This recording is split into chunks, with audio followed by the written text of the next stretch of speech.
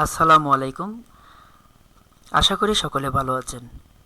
Micro TV learning computer টিউটোরিয়ালের আরেকটি এপিসোডে আপনাদেরকে জানাচ্ছি স্বাগতম।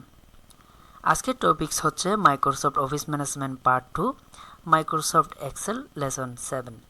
গত ক্লাস আমরা দেখিয়েছিলাম কিভাবে ইলেকট্রিসিটি বিল এবং লেবার পেমেন্ট বিল বের করতে হয়।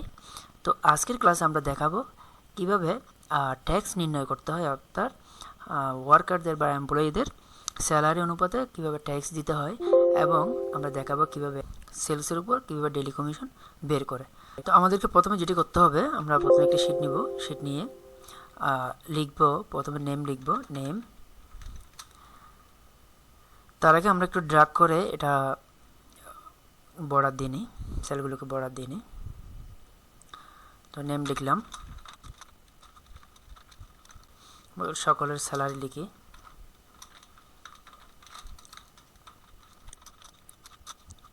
আমি ফর্মুলাটা লিখে ফেলি, এরপরে বুঝিয়ে বলবো। প্রথমে ইফ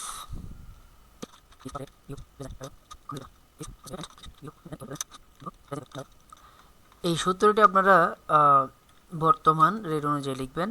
আমি জাস্ট একটা এক্সাম্পল হিসেবে দিচ্ছি, বা আপনারা এডিট করতে পারবেন যার যার মতো করে। তো দেখুন এখানে ফর্মুলাটা দেখেন, ইফ B2 অর্থাৎ B2 স্যালারি যদি আপনার 5,000-এর নিচে হয় তাহলে হবে 0 ট্যাক্স। অর্থাৎ এইখানে যদি কারো স্যালারি 5,000-এর নিচে হয় সেক্ষেত্রে তার হবে 0, আর যদি 5,000 বা 10,000-এর ভিতরে হয় তার স্যালারির 2% অ্যাড হবে, 2% ট্যাক্স দিতে হবে। যদি 5 থেকে 10,000-এর ভিতরে না হয়, অর্থাৎ 10,000 এবং এর উপরে হয়, ঠিক আছে, 10,000-এর উপরে হয়, সেক্ষেত্রে 5% অ্যাড হবে। আপনারা যখন আমরা এন্টার দিব, দেখেন চলে আসছে। এখানে হিসেবটা বের করলে বুঝতে পারবেন 170 টাকা ট্যাক্স আসছে। আমরা যখন এবার টান দিব, দেখুন যার 11,000 টাকা স্যালারি, অর্থাৎ 10,000 ক্রস করে ফেলছে, তার কিন্তু 5% আসছে। আর যার 5,400 বা 8,500, তাদের কিন্তু 2% করে অ্যাড হয়েছে। এটাই হচ্ছে এন চলক ব্যবহার করে আমরা ট্যাক্সের সূত্র নির্ণয় করা। এরপর আমরা আরেকটা শিট নিব। শিট নিয়ে ডেইলি কমিশন সিস্টেমটা বের করব। আমরা 3টা সেল নিই,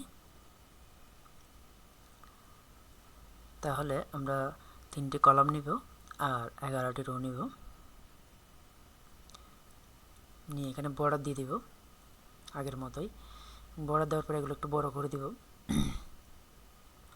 বড় করার পর আমরা এখানে লিখব ডেইলি কমিশন। আমরা এটা সেলের উপর একটা কমিশন শিট বের করব, ডেইলি সেলস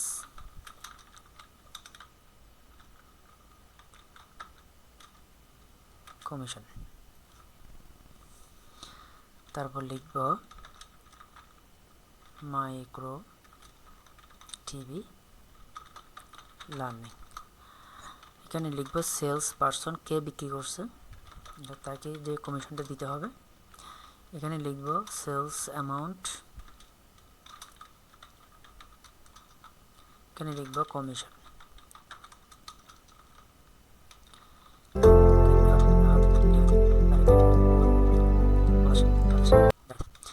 নাম লিখে ফেললাম। এবার তাদের সেলসটা লিখব আমরা ফর্মুলাটা লিখব। আমরা ফর্মুলাটা লিখে ফেলি। লিখার পর আমি বুঝিয়ে দিচ্ছি কিভাবে কি আসলো। B4 লেস দেন 3,000, কমা B2 এন্ডের সূত্রটা ইউজ করছি, এন্ড ইফ, তাহলে B4